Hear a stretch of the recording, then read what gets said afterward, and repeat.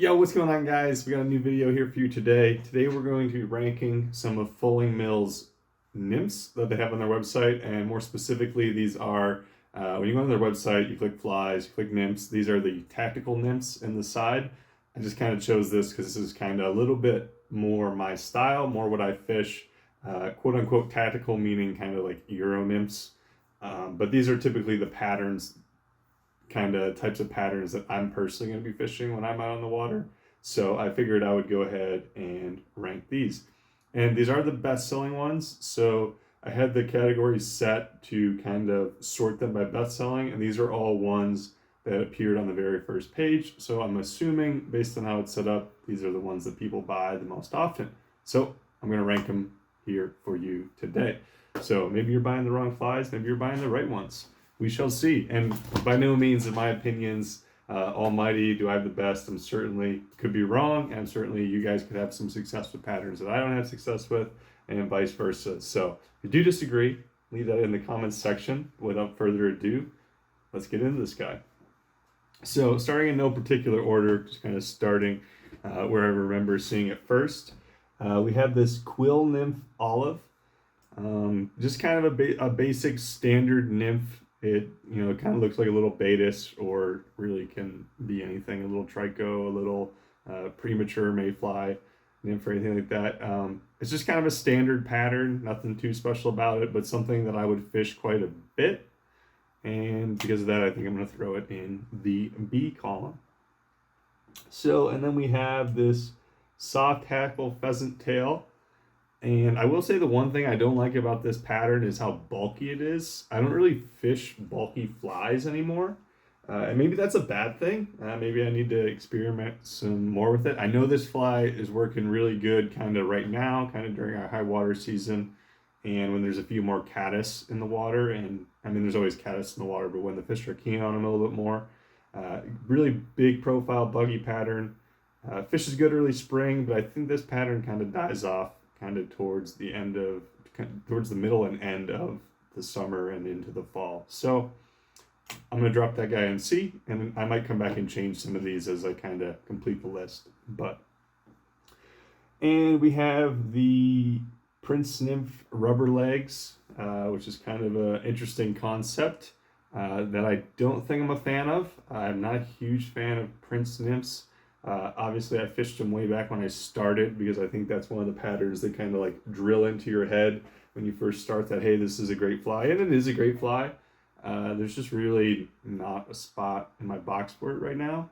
And again, maybe that's a problem, but I think I'm going to drop that guy in at C as well, at least for now. Actually, I think I'm going to drop that guy in D. I really don't fish Prince Nymphs. What else we got here? We got Miller's Tactical Plus One. This is the dark version. Whether it's the dark or light version, I fish the dark version myself most of the time, but I really enjoy having dark flies, and I prefer dark flies. I don't know why, I just do. But this is a really, really good pattern that I've fished for a while now. And I think I'm going to drop that guy in an A. Really good pattern. I just think there's some other flies on the list that are probably more S tier than that fly, but again, maybe we'll come back to that later. So, and we got this Copper John jig fly. So I'm not a big Copper John guy. One, I can't legally fish a Copper John in competition because of the consistent copper wire wraps. Two, I think it's a good pattern, especially a good beginner pattern, and it kind of works in a variety of different circumstances. I just don't think it's relevant anymore. I think there's so much better patterns than this, and because of that, I'm going to drop it down into D. So, sorry, Copper John. I know a lot of people are probably going to disagree with me on that one, but it's just the way she rolls. What else we got here? So this is the first of one of Tom Rosenbauer's patterns I saw that they had. It's this Caddis pupae fly. And I'm just going to be flat out. It's super ugly. I don't know if it fishes or not. I don't think I would even try to fish it. It's hideous. It's an ugly pattern. I'm just going to kind of leave it at that. Obviously, I'm sure it works for Tom. And certainly nothing against Tom, but I just don't nothing about this fly jumps out to me and is like, I have to have that, I need to fish it. But again, if you fished it and you think differently, let me know. So then we got just the Paragon Nymph. Obviously, this is S tier. That's all I can really say. It's just an S tier fly. We sell out of those and restock them multiple times over the summer in the shop. Our guys fish these flies all the time. It's a good security blanket when nothing else is working. Definitely a fly you need to have in your box. Don't understand why it's not higher on the bestseller list. Again, I don't know how that kind of list works, but I don't know if I necessarily agree with the order of the flies.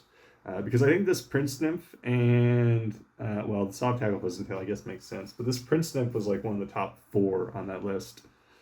So, and then we got this French jig fly, which I fished a crap ton when I lived and guided in Colorado. I need to tie up some more of these. It's a amazing pattern. I'm going to drop it into the A slot. And I just need to fish it more. It's a good pattern. The problem is there's like it's kind of not a long pattern to tie, but there's more steps in it than some, like a Paragon or like a thread-based nymph, like this quill nymph guy down here. It just takes a little bit longer to tie, and don't always want to do that when I'm tying, mass amounts of flies and whatnot. So, but very good fly. I need to fish it more, and I think you guys should fish it too. It's an incredible pattern. I think we got a 30-inch brown on one of those guys. So, fish it. We got this Peking caddis here. When I first started fly fishing, I fished caddis patterns like all the time. And I really just don't fish them anymore. When I do, though, I do tend to fish like a Peking caddis style pattern. It's not this one, but it's similar to that, and it works really good. So it's kind of like an in-between fly for me. I'm going to throw it in the B. I think it just kind of makes sense there. What do we got here? We got another grub kind of caddis pattern. Again, fished these style of flies a lot when I was younger and first getting into it, and they work really well. Maybe I might need to fish these some more. I might need to test these out kind of this summer, this spring, and see how effective and if they have a place in my box. But for now, I'm gonna drop that guy in C. And what we got here? We got a hotspot nymph. I think it's pretty hard to argue with any hotspot style nymph, and this one being no exception. I don't have any personal experience with this specific fly. I don't really buy flies, so any of the time I would fish anything like this, it's my tied version of it. But I think this fly would fish really well. I don't like that it's tied on a scud hook. I will say that. I'm going to drop it in B.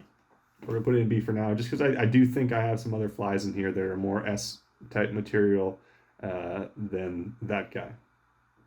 So, and we got the old trusty dusty worm. This is a San Juan worm tied with chenille, which I personally don't know if I've ever, that's not true. I used to fish these guys for salmon. I don't fish them with yarn myself.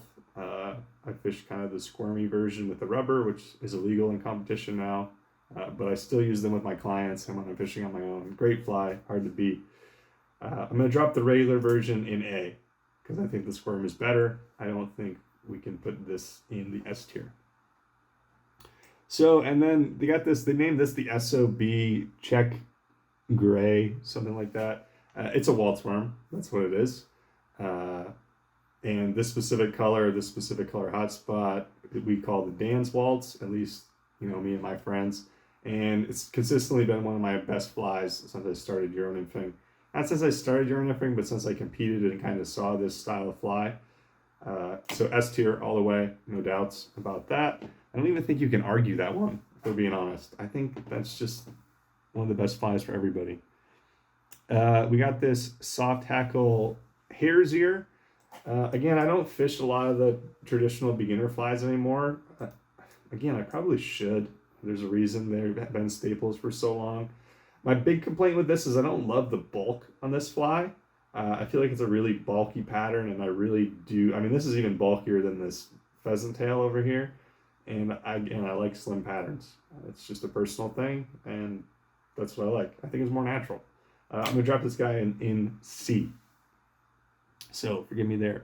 I believe this is the second of the Tom Rosenbauer patterns. It's like a wire caddis. It looks like a chrominid pattern. I don't know what they're going for with the cat. I mean, I get it. It kind of looks like a cased caddis coming out of the thing. Again, I think it's a super ugly fly. I'm sorry, Tom. I don't know why your two flies on here are super ugly and not appealing to the eye. I'm sure it works, but I'm not going to fish it. I don't mean to be mean, but I'm not going to fish it. So, and then we got this UV nymph.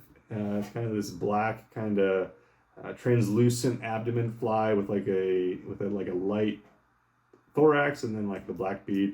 I've heard really good things about this fly. I know people that have fished them. I've been told to fish them myself. I just haven't fished it myself enough for me to put this A or S. It's definitely probably not S, but to put this at A. So I'm just gonna give it a solid B. I think that's a good safe spot for that fly. What do we got here? And then we got this. What are these called? It's the something May. Oh, the Twisted May fly. The Twisted May kind of nymph that way. I love the slim profile of this fly. I'll give it that. Obviously, this is going to obviously be a very effective pattern, kind of mimic a variety of different mayfly nymphs. I'm going to give it a B. I think it's just kind of a generic pattern. I don't think there's anything super special about it. Like, I don't think that that's a must-have fly, but it's going to get the job done, I think.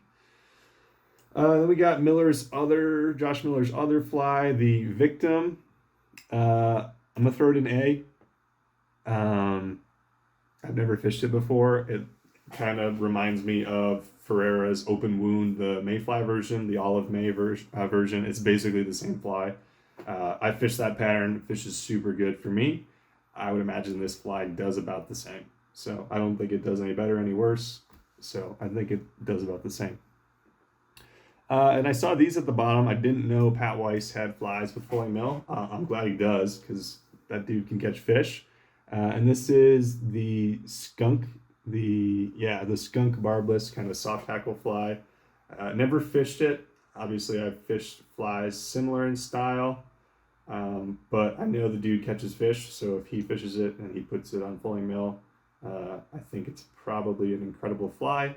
But just because of the fact I haven't fished it, and I'm gonna throw it in A. And we got his same Pat Weiss's. This is the Baetis Perdigon. I did read the description on this. I liked how he pointed out he uses Danville thread for this fly, and it kind of gives it a little bit of a glow to it. And it's a Perdigon, so it's gonna fish. So it's S tier. I do like the color. I think I'm gonna try out this color. But I do love kind of those natural colored Perdigons. You know, the flashy ones are cool. They definitely fish. I know this is going to fish too. I do really well with natural colored Perdigons. And I don't think that's going to be an exception. So, and lastly, this fly was not on the first page, which makes me believe that there might be something wrong with the algorithm. Or y'all just don't know quality flies that purchase flies from fulling mill. And this fly is not bought enough to be on the first page, and it's the Squirminator with the hot bead on it, and that's an S tier fly. Actually, that might be the best S tier fly. So that fly needs to not be on the second page anymore, and it needs to be numero 1 right there. So yeah, that's gonna kind of do it for this tier list. I guess I should go back through it and look real quick. So we got the Squirmy Perdigon, Sexy Waltz Perdigon, hard to argue there. In A's, we got Miller's Tack +1, French Fly, San Juan, Victim. I think I'm gonna move the Tack +1 to S. I think that's an S tier fly. I mean, it's just not in the same league as these flies. It's either like the first A or it's an S. So I'm gonna move it to S. I think we're gonna put it up there. It's a really good fly. It's definitely worth fishing. I think I'm happy with the rest of the A's. The B's, I think makes sense. Good, strong, reliable flies. Gonna produce fish. But maybe not the first fly I'm putting on when I get to the river. Or, I think the Peking caddis is kind of a specialty fly. I'd maybe say the same thing about like the UV nymph. Not really. It's more of a suggested pattern. My C's. Soft tackle pheasant tail. Kind of the grub caddis. Soft tackle hares there. Yeah, I think I'm going to leave those at C.